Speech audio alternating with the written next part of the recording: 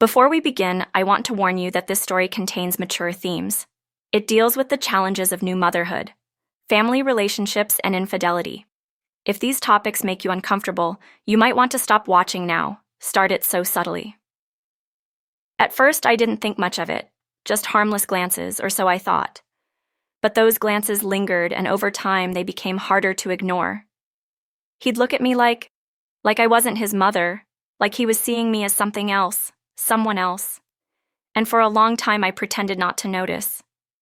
I mean, what was I supposed to think? He's my son? My son? The idea felt ridiculous, absurd.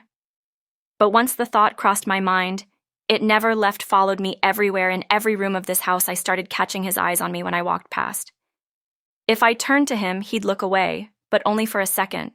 It was almost like he wanted me to know he was watching. And as much as I tried to brush it off, I couldn't. And here's the part. One hate-admitting part of me didn't mind. Maybe I even liked it. God even saying that makes me feel sick. But it's the truth. After years of feeling invisible, of being overlooked and forgotten, having someone look at me like that, it woke something up inside of me, something I thought had died a long time ago. My life hasn't exactly been easy. My marriage, it decayed, fell apart after 15 years. I spent most of it trying to keep us together, trying to be everything he needed, everything he wanted. And for a while, I thought I was enough. But then the distance started. First, it was little things. No goodnight kiss. No how is your day. Then came the silence. That unbearable silence that fills a room and presses down on your chest until you feel like you can't breathe. We stopped fighting, even like we'd both just given up. By the end, we were strangers sharing the same house, and when he finally walked out the door for good, I didn't cry. I thought I'd feel relief, maybe even freedom. But all I felt was this emptiness, like I had been hollowed out. I wasn't just losing him. I was losing the version of myself I used to be. I didn't know who I was anymore. I wasn't a wife. I wasn't desirable. I wasn't seen. I was just a mom. And even that felt like a role I was barely holding on to. Ethan had already left for college by then. He was my only child. My baby, I raised him mostly on my own. You see, Rye and my ex-husband, he was always more focused on his work than on us. But Ethan was my world from the moment I held him. I knew my life would never be about me again. It would be about him, his needs, his happiness. And when he left for college, I thought, this is it. I did my job. He's off to start his life. But then a few months ago, he came back home. He didn't tell me much, just that college wasn't working out and he needed some time to figure things out. I didn't push him. I figured he'd talk when he was ready. That's the thing about Ethan. He's always been so quiet, so introspective. He keeps everything bottled up until he can't anymore. I thought I knew him. I thought I understood him. But when he came back, something felt different. He wasn't the same boy I sent off to college. There was something darker about him. He seemed restless, frustrated, like he was carrying some weight he couldn't shake. He barely left the house. He'd spend hours in his room or sitting on the couch staring at his phone, jaw tight, like he was angry at the world. I tried to reach out to him to talk to him, but he kept me at arm's length, and then the glances started. First, I thought, maybe it was in my head. I catch him looking at me out of the corner of my eye, but I told myself it wasn't what it seemed. He's probably just lost and thought I reasoned. But then kept happening. I'd be cooking dinner and feel his eyes on my back. I'd turn around, and there he was just watching me, not like a son watching his mother. It was different, it felt deliberate, intense, and it made my stomach twist in a way. I didn't want to admit I should have stopped it. Then I should have said something, set some kind of boundary, but I didn't, and I don't know why. Maybe it was because I felt guilty. I mean, he had just lost everything, his future, his confidence. He was trying to figure out who he was, and I didn't want to make things harder for him. Or maybe it was because deep down, I liked how it made me feel. After years of being invisible, of feeling like I was nothing more than a shadow in my own life, someone was finally seeing me, and it wasn't just anyone. It was him, and that's the part. One can't explain the part. One don't want to explain because it's wrong. I know it's wrong, but once I felt it, I couldn't unfeel it. And once I saw the way he looked at me, I couldn't unseen it. It was like we were both pretending not to notice what was happening, and the more we pretend it, the closer it got to becoming real. I still don't know how it all went so far, how we crossed that line. But what I do know is this: after everything that's happened, nothing is the same anymore. Not with Ethan, not with me, not in this house. And no matter how much I want to take it back, no matter how much I want to fix it, I don't know if I can. If you're still with me, don't forget to like this video. Share your thoughts in the comments and subscribe for more stories like this. Trust me, there's so much more to uncover that feeling you get when someone's watching you. I glanced up, and there he was standing in the living room by the window, just staring. He didn't even look away when I saw him. He just stood there, hands in his pockets like he wanted me to notice, and I did. God help me. I did. Felt this rush, heat, shame, confusion, something else, something I don't even want to name. I turned away, tried to focus on what I was doing, but I couldn't shake it. His eyes were on me. I could feel them even when I wasn't looking. And instead of telling him to stop, instead of walking inside and saying something, I stayed there. I stayed there and let it happen. That wasn't the only time it happened again and again. In so many little ways, I'd be reading on the couch and I'd glance up to find him watching me just sitting there, silent with this unreadable expression on his face. Or I'd be cooking in the kitchen, stirring a pot on the stove, and I'd feel it, that same weight, that same tension. I'd turn around, and there he was leaning against the doorway, arms crossed like he didn't have a care in the world. But his eyes said something else. They said everything he couldn't say out loud. And me, I just kept pretending not to notice. Or maybe I wasn't pretending. Maybe I just didn't know how to handle it, because the truth is, every time it happened, it stirred something in me. Something I didn't want to admit. Something I didn't even know was still there. You see, it wasn't just about Ethan. It was about me. About everything. I'd lost everything. I thought I'd buried my marriage. It decayed. It wasn't just a failure. It was a wound that never really healed. We used to be happy once. I can still remember the way Ryan used to look at me when we first met, like I was the only thing that mattered in the world. He used to touch me like I was something fragile, something he was afraid to lose. But somewhere along the way, all of that disappeared. I disappeared. I'd sit across from him at the dinner table and he wouldn't even see me anymore. I could be wearing a new dress, doing my hair differently, trying anything to get him to notice, but he never did. He'd just stare at his phone, talk about work or nothing at all. And every time he didn't look at me, every time he didn't touch me, felt like I was fading, like I was becoming invisible. By the end, it didn't even hurt anymore. It was just empty. And now here I was years later, and suddenly someone did notice me. Someone did see me, and it wasn't just anyone. It was Ethan, my son, and I hated myself for letting it affect me the way it did. But I couldn't help it. I didn't know how to stop it. It wasn't just the looks, though. It was the little moments, the way he'd hover close to me when I was doing something around the house, offering to help with things he'd never cared about before, like the door. One evening, the lock on the back door got stuck. I was fiddling with it, trying to fix it myself. When he walked up behind me, I didn't even hear him coming. He just appeared out of nowhere here, let me do it. He was standing so close I could feel his breath on my neck. His hand brushed against mine when he reached for the screwdriver, and for a second I froze. I didn't move. I didn't pull away, and neither did he. He was close. Too close. I knew I should have stepped back, but I didn't, and in that moment I realized he wouldn't step back either. We didn't say anything. He fixed the lock, handed me the screwdriver, and walked away like nothing had happened, but something had happened. I don't even know what to call it, but it was there, and once it was there, I couldn't ignore it anymore. The tension in this house, it was like a threat pulled so tight it was ready to snap.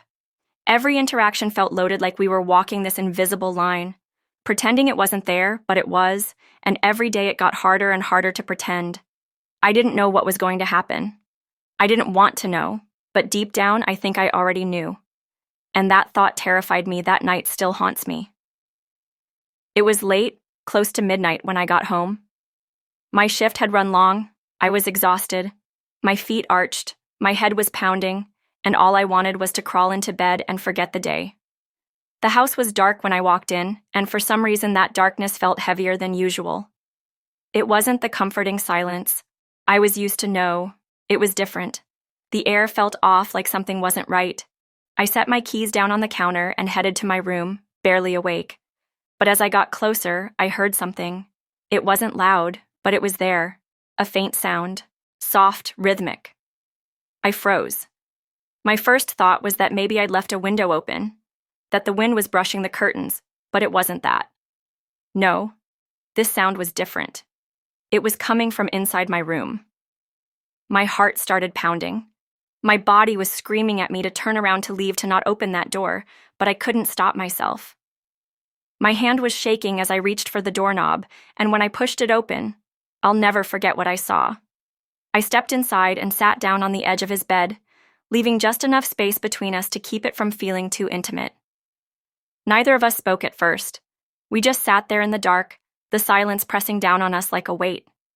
We couldn't escape. Finally, I whispered, "Talk to me." My voice came out softer than I intended, almost pleading. I need to understand he didn't answer right away for a long time. He just stared at the floor, his hands clenched into fists like he was trying to hold himself together, and then finally he said, "I don't know what's wrong with me." His voice was shaking. "I know it's messed up. I know it's wrong, but I can't stop thinking about you." I didn't know what to say. What could I say? I wanted to tell him he was wrong, that he needed to stop that. This wasn't normal, but the words wouldn't come. Because the truth was, I didn't want him to stop, and admitting that even just to myself made me feel like the worst person in the world. We talked, or maybe we didn't. Maybe it was only a few minutes. I honestly don't remember. I just remember the way he looked at me like I was the only person in the world who mattered. And I hated myself for the way it made me feel, for the way it made me want to stay, even when I knew I should have left. By the time I got up to go, the sun was starting to rise. The light creeping through the curtains felt like a slap to the face, like the world was reminding me. I couldn't hide from this forever. I walked back to my room, shut the door behind me, and as I lay down in bed, one thought kept running through my head. Nothing will ever be the same again. It happened late one night. Of course it did. Nothing good ever happens in the light of day. The house was quiet again, the kind of quiet that feels heavy, suffocating, like it's daring you to make a noise. I was sitting in the living room, pretending to watch TV. But I couldn't focus. My thoughts kept circling the same thing. Him, what had already been said, what hadn't been said, and everything lingering between us, unspoken but so loud it was impossible to ignore. I should have gone to bed. I should have walked away before it got worse, but I didn't. I stayed, and when I heard his footsteps coming down the hall, I didn't get up.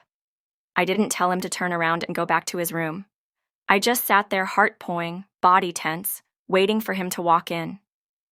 He stopped in the doorway, just standing there like he was trying to decide if he should come in or not. I could feel his eyes on me, and it was unbearable, but I still didn't look at him. I just stared at the TV, pretending I didn't feel the air in the room change the moment he walked in. I could feel him watching me, and it was like every nerve in my body was on fire. Then he finally spoke, and his voice was soft, almost hesitant. "Mom," like he was testing the word, testing me. I didn't say anything. I couldn't. I just sat there frozen, and then he said it again. "Mom, are you okay?" I turned my head, and when our eyes met, something inside me cracked the look on his face. I can't even describe it. Like he was scared, but also determined, like he didn't know what he was doing, but he couldn't stop himself and me. I didn't know what to do either. I just sat there staring at him, mind racing, chest so tight I could barely breathe. He took a step closer, and I didn't stop him. I should have. God knows I should have. But I didn't.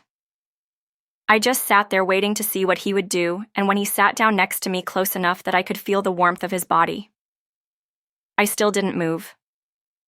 My hands were trembling, my heart was pounding, but I stayed. I could feel him watching me.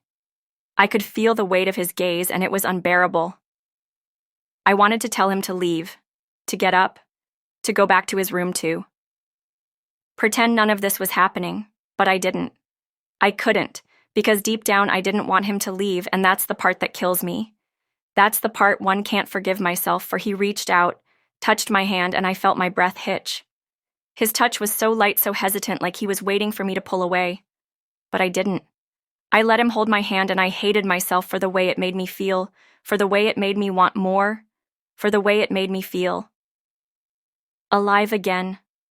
Mom. He said it again, and his voice broke on the word. I turned to him, and the look in his eyes. I'll never forget it. He looked so nervous, so desperate, like he was reaching for something he didn't know how to find. And instead of stopping him, instead of pulling away, I let him come closer. When it happened, didn't feel real. It was slow, hesitant, like we were both waiting for the other to stop, to pull back, to say this is wrong. But neither of us did. He was so gentle, so careful, like he was afraid of breaking me and me. I didn't feel like myself. I felt like I was outside of my body, watching something I couldn't control. And even though I knew it was wrong, even though I knew we were crossing a line we could never come back from, I didn't stop it. I didn't want to stop it in the middle of it all. There were the memories, they kept creeping in, uninvited, like ghosts haunting me. I kept seeing him as a little boy running through the house, that big toothy grin on his face, asking me to play with him, begging me to help him build his Lego sets. I kept hearing his laugh, that sweet, innocent laugh, the one that used to fill this house with so much warmth. He was my son, he is my son, and now I couldn't even look at him without feeling like I'd ruined everything, like I'd ruined him. I kept asking myself, how did this happen? How did we get here? But deep down, I already knew the answer. It didn't happen all at once. It was a slow build, a gradual unraveling, and I let it happen. I let those looks linger. I let that tension grow. I didn't stop it when I should have, and now it's too late.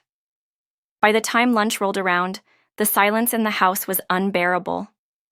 I could hear him moving around upstairs, but he didn't come down. He didn't try to talk to me, and I didn't try to talk to him.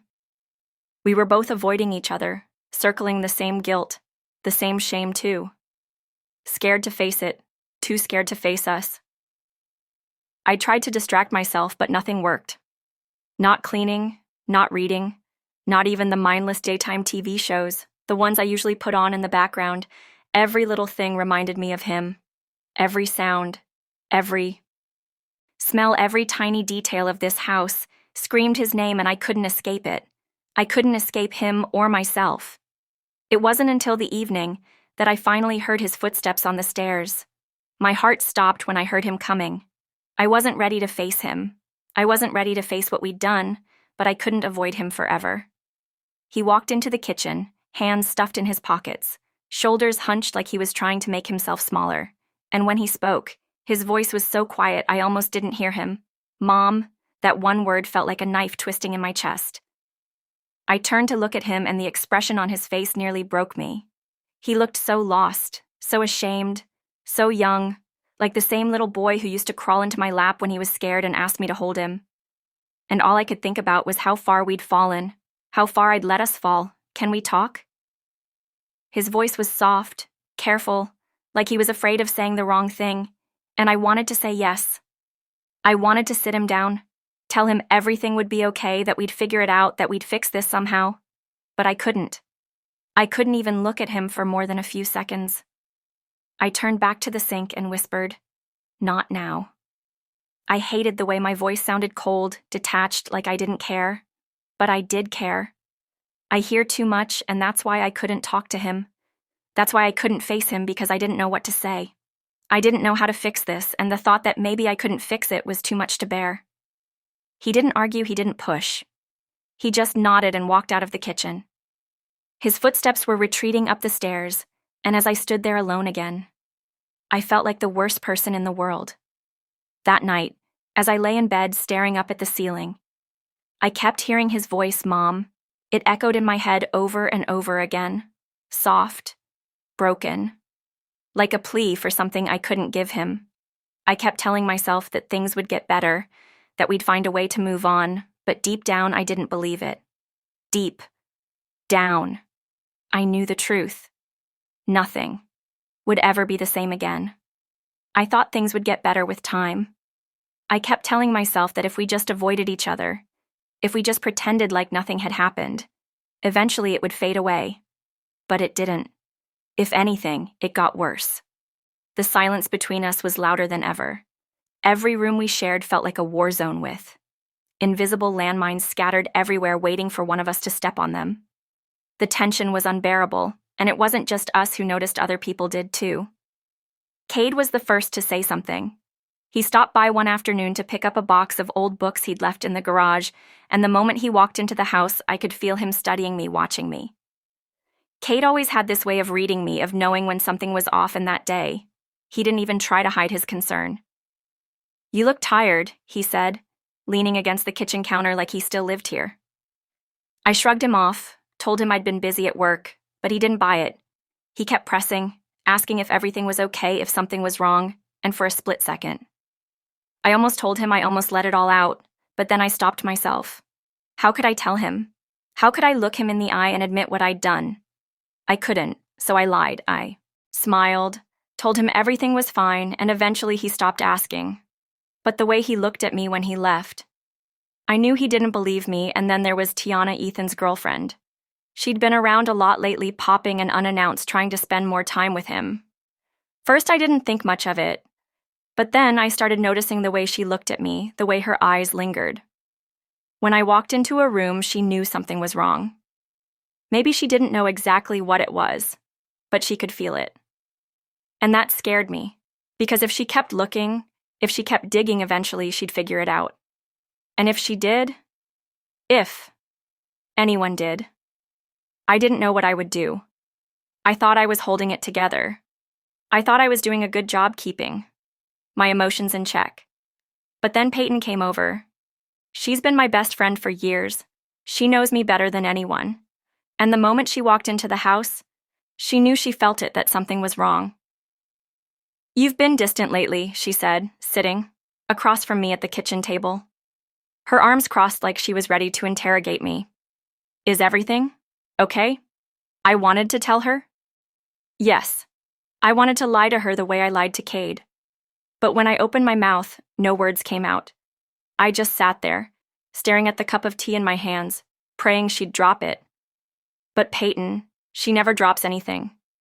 "Come on," she pressed. "Talk to me. What's going on?" I could feel her eyes on me, studying me, picking apart every little thing, my face, my posture, the way my hands trembled. When I lifted the cup to my lips, I knew I wasn't hiding it well, and for a second I almost told her. I almost let it all spill out. But then I stopped myself, because how could I? How could I say it? How could I look her in the eye and admit the truth? I couldn't. So I forced a smile and whispered, "I'm fine." Peyton didn't believe me. I could see it in her face, but she didn't push. She just sighed and said, "Okay." But the way she looked at me like she was waiting for me to break made my stomach twist, because I knew she wouldn't let it go. Not forever. And the worst part, I wasn't sure how much longer I could keep lying. The days stretched on, each one heavier than the last. Ethan and I barely spoke. The house was filled with silence, but not the comfortable kind. It was thick, suffocating, like we were tiptoeing around something too dangerous to acknowledge. But we both knew it was there. Neither of us could escape it, and then one night it all came crashing down. I had gone to bed early, hoping that maybe if I slept, I wouldn't have to think, but I couldn't sleep. My mind wouldn't stop. I kept replaying it. Everything. The looks, the touches, the moment we crossed that line. I kept asking myself, how did this happen? How did I let it happen? But I already knew the answer, and the weight of it was crushing me. I wanted to escape, to undo it, but I couldn't. And the worst part, I didn't know if I wanted to. At some point, I must have dozed off, because when I opened my eyes, the room was dark, but I wasn't alone. I felt it before I saw him, the presence of someone else standing, at the foot of my bed, watching me. My heart pounded for a split second. I thought I was dreaming, that my mind was playing tricks on me. But then I heard it, a soft inhale, a quiet step forward, and then Mom, a whisper, shaky, uncertain, but full of something else. Something. Heavy something I didn't want to name. I sat up, my breath, shallow, my pulse, hammering in my ears. "Ethan." My voice barely came out. He didn't answer, didn't move, just stood there in the darkness, and I knew why he was there. But I still asked, "What are you doing?" He exhaled, like he'd been holding his breath, like he'd been waiting for me to speak. "And then I can't stop thinking about you." The words made my stomach twist. I shook my head. "Ethan." "I know it's wrong." His voice cracked. "I know it is, but I don't know how to stop." I felt sick. I wanted to tell him to go, to leave, to pretend this never happened, but I didn't. Vez. I couldn't, because something inside of me, some awful, broken part of me, didn't want him to, and that was the worst part. And if this story made you feel something, don't forget to like, share, and subscribe for more, because trust me, there's always more to